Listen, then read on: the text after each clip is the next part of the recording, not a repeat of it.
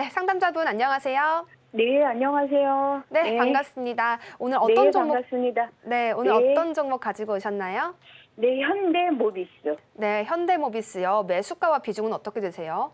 네, 26만 4,500원에 14%거든요. 네, 근데 이게 이제 반을 줄여놓은 거예요. 아, 그러시군요. 26만 4,500원에 14%이신데 비중을 절반 정도 덜어낸 상태다라고 말씀해 주셨네요. 전문가님, 네네. 여기서 전략 어떻게 더할까요? 매도를 언제 하셨죠?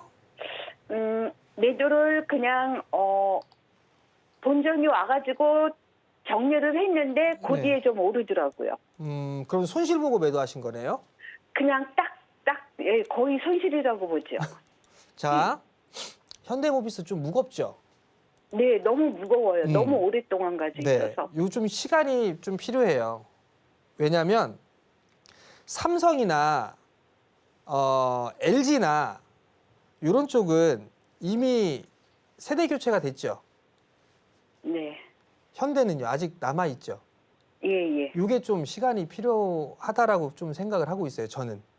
그러면 지배 구조에 대한 부분들을 보게 되면 저희 현대모비스가 수혜를 좀 받을 수 있을 거라고 생각을 하고 있거든요.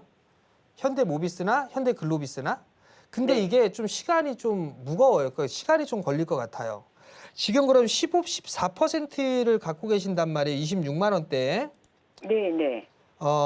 길게 보실 생각은 없으신 거죠? 너무 오랫동안 기다려서. 예. 너무 길게 가지고 있었어요. 예. 그러면 지금은 그냥 네. 보유하셔도 돼요. 지금은. 그럼 매수가 위로는 올라올 겁니다. 아, 그럼 추가면 살까요? 아니요. 시간이 필요하다면서요. 길게 보기가 힘들다면서요. 징그럽다면서요. 그러면 예. 다른 것들을 좀 제가 말씀을 드릴 테니까 네. 전화를 주셨으니까 네. 다른 쪽 섹터를 말씀을 드리면 이것도 마찬가지로 시간이 좀 필요할 수도 있어요. 근데 아마 현대모비스보다는 조금 더 짧을 거예요. 좀 우량한 종목군들을 보게 되면 뭐가 있냐면 포스코 인터가 있어요. 포스코 인터내셔널이라는 기업 아시죠? 네, 그것도 너무 물려가지고 정리를 했거든요. 이거를 그 포스코 인터내셔널. 그러니까 전화를 주셨어야지. 포스코 인터를 얼마에 매도하셨어요? 그때는 제가 전문가한테 맡겨가지고 전문가한테 맡겨놓은 상태였거든요. 예. 자, 그러면 포스코 인터는 아마 LNG 쪽의 핵심적인 역할을 하게 될 거예요. 포스코 그룹주들이. 그러면 포스코 홀딩스, 포스코 인터내셔널. 포스코 인터내셔널이 LNG 터널이나 이런 LNG 사업에 제일 적극적이에요, 우리나라에서. 그럼 포스코 인터내셔널이 수혜를 받을 수가 있을 거예요. 가급적이면 요 5만 원 21선짜리 때가 5만 원 언저리거든요. 5만 1,000원 언저리. 네. 요 5만 1,000원에서 4만 5,000원 요 자리 때까지 오게 된 분할로 매수를 하시고 네. 1차적으로 작년 6월 달에 고점이 있죠. 7만 원대. 요 작년 고점이 7만 원대가 작년 6월 달에 고점이에요. 네. 이 자리 때까지 무난하게 올라갈 거거든요. 요 종목을 한번 고민해 보세요. 포스코 인터. 네. 아시겠죠? 네. 예, 성공 투자하시고요. 네. 자, 전화 상담을 했으니까 문자 상담을 또 이어서 가야 되겠죠. 우선 유튜브에 좀 있는 거를 봐야 될 것 같아요. STI를 매수하셨어요. 2450원. 8% 비중으로 매수를 하셨는데 STI를 좀 볼게요. 2450원에 매수를 하셨어요. STI가 되게 좋은 기업이에요. 이거 반도체 쪽 사업도 하고 있고 디스플레이 사업도 하고 있습니다. 실적이 제법 잘 나와요. 이 STI 같은 경우. 근데 많이 빠졌죠. 저는 지금 구간에서는 바닥을 만들어가는 그런 과정이 아닌가 싶어요. 25년도 최고 실적을 예상을 하고 있습니다. 연간으로 봐도 지금 STI 같은 경우 500억대 기록하고 예상을 하고 있죠. 26년도는 800억대의 영업이익을 예상을 하고 있습니다. 이 친구를 보게 되면 디스플레이 장비 쪽과 그다음에 반도체 장비 이쪽을 하고 있어요. 지금 실적도 상당히 좀 좋을 걸로 예상하고 있고, 특히나 이 리플로 장비나 이런 쪽은 중국 쪽에서도 지금 계속적으로 수출을 하고 있어요.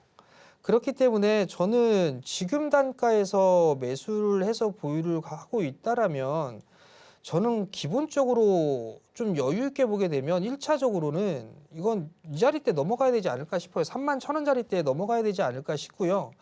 일단 뭐 긴 관점, 중장기적인 부분들을 말씀을 드렸으니까 가장 중요한 자리대가 이 32,000원, 3만원 요 자리대예요. 이 자리대를 넘어가야 신고가를 노려볼 수가 있을 것 같거든요. 그렇기 때문에 이 신고가에 대한 부분들은 미국 시장의 흐름을 같이 좀 볼 수가 있어요. 볼 필요가 있어요. 미국 시장이 급락이 나왔기 때문에 한국 시장도 영향을 받은 부분들이라 미국 시장을 따라서 움직여요. 그렇기 때문에 지금 구간에서는 1차적으로 중장기적으로 보지만 3만 원에서 32,000원 요 자리대를 1차로 먼저 놓고 보세요. 여기를 강하게 뚫어주게 되면 저는 신고가 이거 넘어간다고 보거든요. 근데 미국 시장이 조금 걸려요.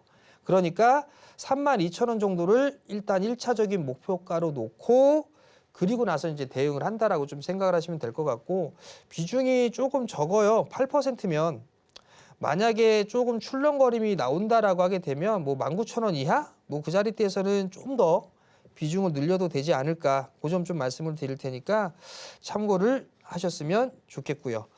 자, 다음 종목이에요. 다음 종목은 캐리소프트를 매수를 하셨어요.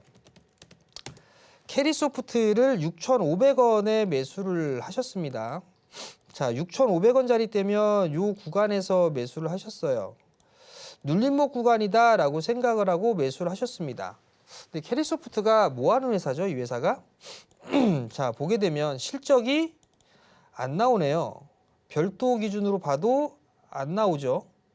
신성장 기업이라 그래도 조금은 자유로운 그런 사항들인데, 이 친구 같은 경우 컨텐츠 이쪽의 기업이에요. 자, 한한령 해제에 대한 기대감, 이 부분들로 있어서 테마성의 흐름들은 나올 수가 있어요. 근데 시세의 흐름들이 짧을 수가 있어요. 두 번째, 에이펙 정상회담이 올 하반기에 있어요. 10월경인가 있죠?